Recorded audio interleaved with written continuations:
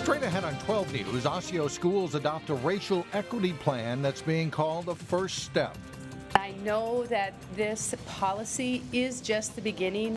Then, if you're on the road this holiday weekend, you are certainly not alone. Travel experts say numbers are up this year. And we'll show you how a local drive-in owner is helping families with children in the hospital celebrate Thanksgiving. 12 News starts right now.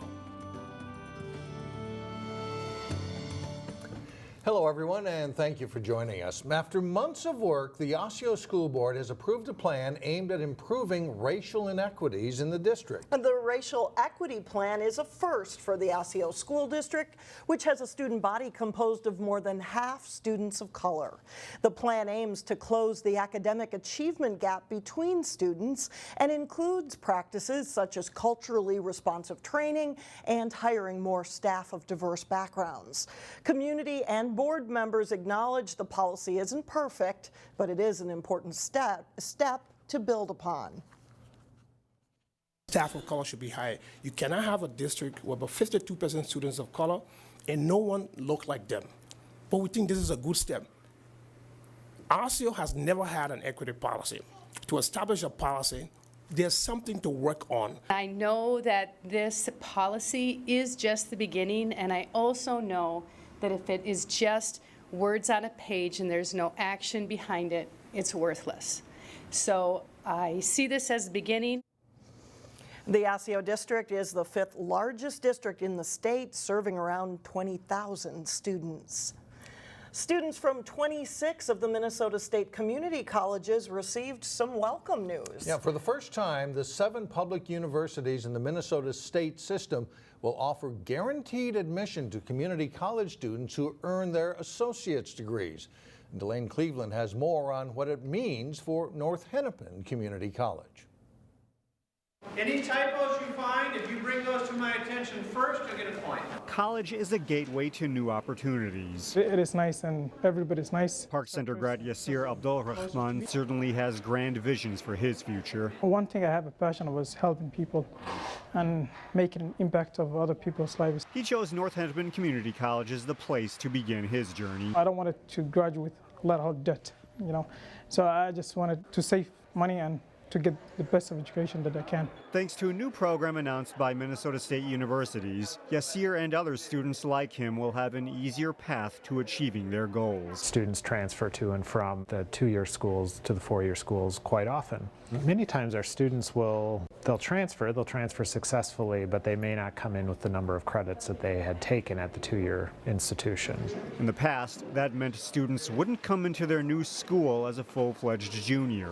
Now, that's all changed as long as they maintain a 2.0 GPA. They get guaranteed admission to the 4-year institution, and they are able to come in at junior status, which is huge. Huge because students wouldn't have to worry about wasting money on credits that may not have transferred over to one of the 7 colleges in the Minnesota State system. We see it as both a selling point for brand new students who are interested in going to college, but our current students who are wondering, well, when should I transfer? Well, now it's clear. You get your Associate of Arts degree, you complete it at North Hennepin, and then you transfer. It's a benefit for both the college and for students like Yasir. It'll make the admission process more easier and more smooth. In Brooklyn Park, Delane Cleveland, 12 News.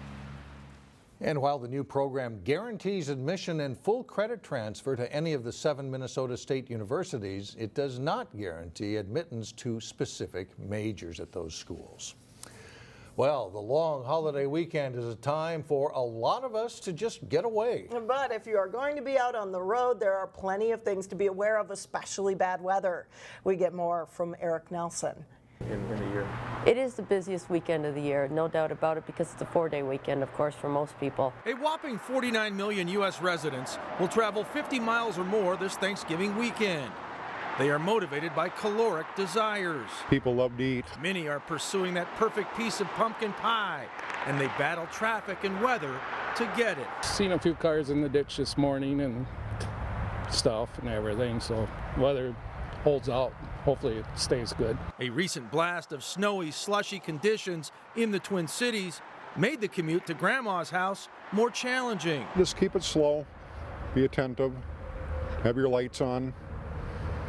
and you'll arrive safely. They have to give themselves extra time, better following distance from the car in front of them, drive a bit slower to maintain control, those sorts of things. There have not been this many Americans on the road since Thanksgiving 2007. Low fuel prices are fueling this holiday hiatus. Obviously, people are taking advantage of the low gas prices and making their Thanksgiving travel plans, as well as I'm sure some last-minute impromptu trips as well. All of this traffic can lead to potential trouble.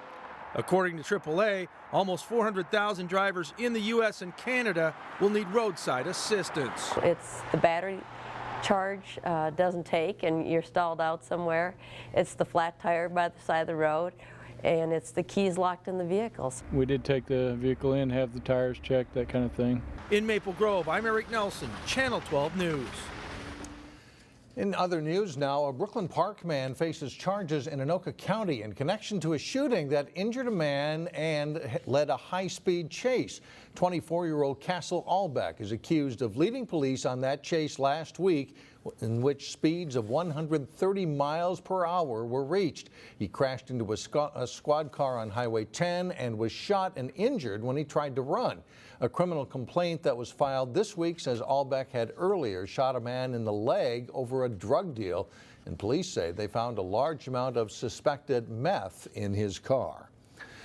A Plymouth business owner faces federal charges for allegedly embezzling from his employees' pension plans. 65-year-old Wallace Gregerson appeared in federal court yesterday on an indictment that claims he stole more than $755,000 from pension plans. Gregerson was the president of a company called Lighting Affiliates, which sold lighting fixtures. He's accused of using the money for company and personal expenses.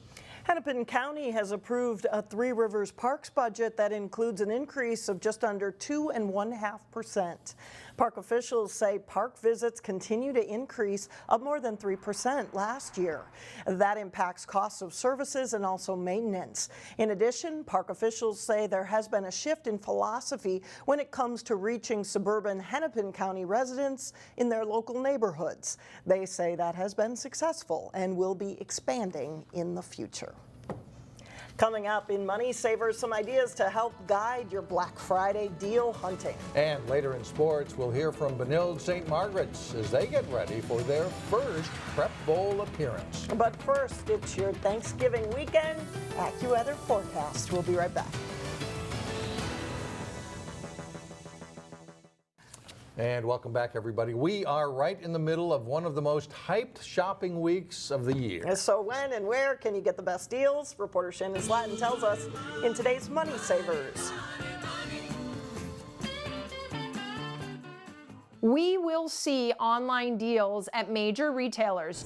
If you think you have to jump up from the Thanksgiving table and rush out to the mall to get the best holiday deal, think again. Last year, the biggest time for deals in online shopping was Thanksgiving night. So yes, there are some folks who want to run out to the store, to the mall after dinner, but you really don't need to get in on the best deals. Pocket Your Dollars Carrie Hasha tracks shopping habits. She says if you are passionate about finding a deal, after carving the turkey, carve out some time for yourself to get online. Thanksgiving night beat Black Friday and beat Cyber Monday in terms of great online deals. So what are the best deals? If you wait to shop until Monday, think travel. We have come historically to see some really great travel deals on that Monday that we don't see any other time of the year. If you are skipping the toys to shop for experiences, good news. Museums and parks are jumping into the Black Friday fray. My encouragement would be to think about what specific museum you may be interested in and then just place a call or follow them on their website, check their website, follow them on social media. And finally, if you have a gamer in the house, it's game on. Gaming consoles are always popular this time of year. The week of sort of Black Friday really is when we see the best prices on the gaming console bundles. For Money Savers, Shannon Slatton, 12 News. And by the way, they tell us the hottest toy of the year is something called a Hatchimal. It's an egg you have to nurture before it hatches. And if your child is asking for it, snatch it up because there won't be any deals on this one. Well, because of the popularity of online shopping, this is also a busy time for thieves, and the Golden Valley Police Department has posted some tips for dealing with them right at your front door. Every year about this time, police say there is an uptick in the number of packages that are stolen from doorsteps. The police recommend you ask for a mandatory signature when you place your order so those packages aren't just left on the steps. Or you could have it delivered to work if you know that you won't be home. Another option is to just simply have it held at the post office or other delivery service and then pick it up there. Police say the longer a package sits on a doorstep, the better the odds that it will be snatched by a thief. Coming up, families with loved ones in the hospital are getting a little help from a local man when it comes to celebrating Thanksgiving. But first, Totino-Grace takes aim at Eden Prairie in the Class 6A football championship. John Jacobson has that and more up next in sports. Sad news from the Wayzata School District to begin today's sports. Former teacher, coach, and athletic director John McClinsky passed away this week at age 80. John is survived by his wife of 56 years, Rose, and their 4 daughters and other family. Funeral services are set for Saturday at 11 a.m. at the Church of St. Bartholomew in Wayzata. The Prep Bowl moves to U.S. Bank Stadium for the first time this Friday and Saturday. Benilde St. Margaret's and Totino-Grace play in back-to-back games on Friday. Benilde St. Margaret's faces Winona in the Class 4A championship game. It's the first Prep Bowl trip for both the Red Knights and the Windhawks. Benilde advanced with a wild 44-34 win over Marshall in last week's semifinals. This is a team that's improved a lot since early in the season. We really talked about getting better from week to week, and the kids are seeing the results of that now as we've won 4 in a row, have played very well, and I think we're peaking at the right time. We talked about, this is a time that you want to peak. We played Cooper. We had a rough game against them. We were missing some players, and a lot of people stopped believing in us, but we never did, and so we came back, and actually Spring Lake Parks in the title game, I think that was our turning point when we went into overtime with them, and we knew we had a chance to beat them, and so that's when we knew we could take on anybody in 4A. Their Prep Bowl opponent, Winona, rallied to beat Rocori 34-30 in their semifinal game. The Red Knights were impressed by what they saw from the Windhawks last week. They got a big O-line, very big O-line. They're very fundamentally sound. They got some good players. They have good running back. They just run everything well. Their blocks, their pulls, their receivers are good. Their routes are nice. Just everything about that team is just fundamentally sounding good. Benilde and Winona kick off at 4 o'clock Friday afternoon at U.S. Bank Stadium. After that game Friday, a matchup many expected in 6A takes center stage as Totino-Grace meets Eden Prairie. Totino-Grace stayed out of the wintry weather Tuesday as they practiced in the Maple Grove Dome. The Eagles survived a scare in the semifinals against Blaine, holding on for a 21-20 win when they stopped the Bengals' 2-point conversion try late in the game. That test could be a good thing. Yeah, I think it's a really good thing because you get taught what it's like to be in a game, because it's been a while for us since we've been in a game, really since the last time we played Blaine in week 5. So it teaches us that, you got to play 4 quarters. Because we've been resting a lot of guys, you get the entire game feel, so it's really good, yeah. Totino-Grace beat Eden Prairie 17-14 in the season opener. They know Eden Prairie is a better team now, and it'll be a tough challenge as Grace tries to win its first Class 6A championship. I think they're playing a lot better. They've cleaned a lot of stuff up. I think the same thing about us. I would expect it to be a really, really hard-fought game. 2 teams where the kids play really competitively. And yeah, it means a lot. It's finally playing up with the big boys. It'd be awesome to win a 6A state title. It'd be great for our school. It's our 50th year of our football program, so that'd be kind of a cool note to end on the season on. The Eagles versus Eagles 6A matchup is set for 7 o'clock Friday. So what are your Thanksgiving plans? We posed that question to some local high school athletes this week. Definitely got some family coming in town, which means they'll get to come watch me play a few hockey games, which will be awesome. Get a good meal and we'll be ready for the next day. Lots of family coming over and lots of food being eaten. My family comes to my house and we all have a big dinner and then we watch football. Well, I'll practice in the morning and then I'll have dinner with my family at my house. So it'll be a nice little day, and then you get to bed early and get ready for Friday night. Having kind of a pasta feed for me, so we're not eating a big, huge Thanksgiving dinner, and we're just getting ready for the game the next day. Yeah, my parents are, I guess, they're sacrificing for me this year, which is nice. It'll be fun. I can't wait for it. A lot of homemade food. My grandma actually lives 2 miles down the road from us in Mound, and so we have about 13 relatives over, and she's 86, and she makes everything: the turkey, the stuffing, the gravy, the potatoes, all homemade, and so it's incredible. It's my favorite time of the year. I think we need to head over for some grandma's cooking at the Wilson. Yeah, I think so too. It should be fun. Reminder, Turkey Trot Hockey coming up this weekend too. Saturday, live coverage starting on Channel 12 at 5 p.m. I was just going to say, we know what you're doing right. Thanksgiving weekend. We know where you'll be. Hockey. Yeah. Thanks, John. Straight ahead on 12 News, the local man who comes through every year for families who have children in the hospital at Thanksgiving. We will have his story for you in just a moment.